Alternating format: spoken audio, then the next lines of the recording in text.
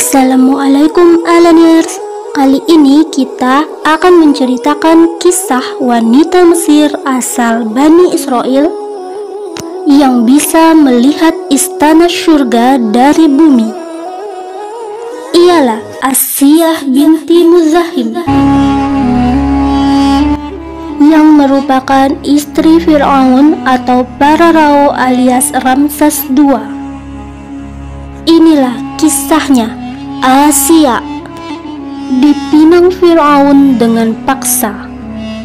Asiyah dipaksa menikah dengan Fir'aun, jika tidak orang tuanya akan dipenjara.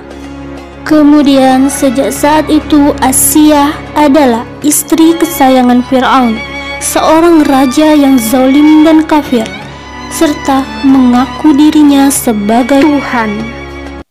Ana Rabbukumul A'la. Fir'aun berkata, akulah Tuhanmu yang paling tinggi. Na'udzubillah. Asiyah menyelamatkan Musa. Ketika Asiyah di sungai, dia melihat bayi kecil laki-laki berparas elok. Asiyah begitu menyukai Musa kecil. Sedang saat itu Fir'aun suaminya sedang memerintahkan pengawal-pengawalnya untuk membunuh semua bayi laki-laki. Asiyah menghadap Fir'aun dan berkata, bayi ini adalah penyejuk hati bagiku dan bagimu. Janganlah kamu membunuhnya. Mudah-mudahan dia bermanfaat kepada kita, atau kita ambil dia menjadi anak. Musa menjadi anak angkat Asiyah, dan Musa hidup di lingkungan istana, tumbuh menjadi sosok seorang nabi. Asiyah masuk agama Musa, ajaran tauhid. Diawali dengan seorang perempuan tukang sisir rambut seorang putri Fir'aun yang tidak sengaja menjatuhkan sisir. Kemudian dia berucap, Bismillah, dengan nama Allah, dengan nama Tuhan. Putri Fir'aun berkata, apa maksudnya? Apa kau menyebut ayahku? Perempuan tukang sisir rambut tersebut menjawab, tidak, aku menyebut Tuhan yang menciptakan alam semesta. Tuhan sebenarnya, Tuhanku, Tuhanmu, dan Tuhan ayahmu. Putri Fir'aun itu berkata, maksudmu Tuhannya Musa? Aku akan laporkan kau pada ayahku. Kemudian setelah pengaduan sang putri pada Fir'aun, tukang sisir istana itu dihukum. Di berbagai riwayat dikatakan tukang sisir ini bernama Siti Masyito. Kemudian kabar kematian Siti Masyito didengar oleh Asiyah, maka semakin bertambahlah iman Asiyah kepada ajaran Nabi Musa alaihi salam. Asiyah ketahuan Fir'aun merasa dikhianati. Kemudian dia menyiksa Asiyah, membuat pasak-pasak, mengikat kaki dan tangan Asiyah dan menjemurnya di bawah terik matahari di tengah padang pasir.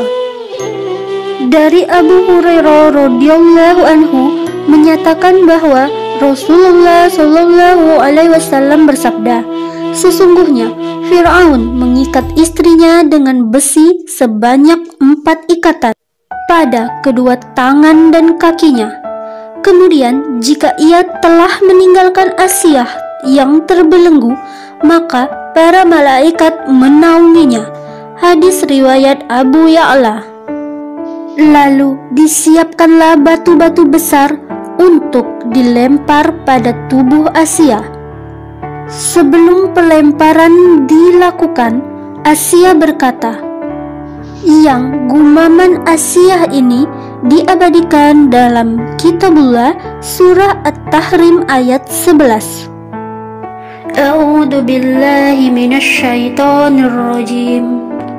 Rabbi bni li indaka baitan fil jannati ونجني من فرعون وعمله ونجني من القوم الظالمين.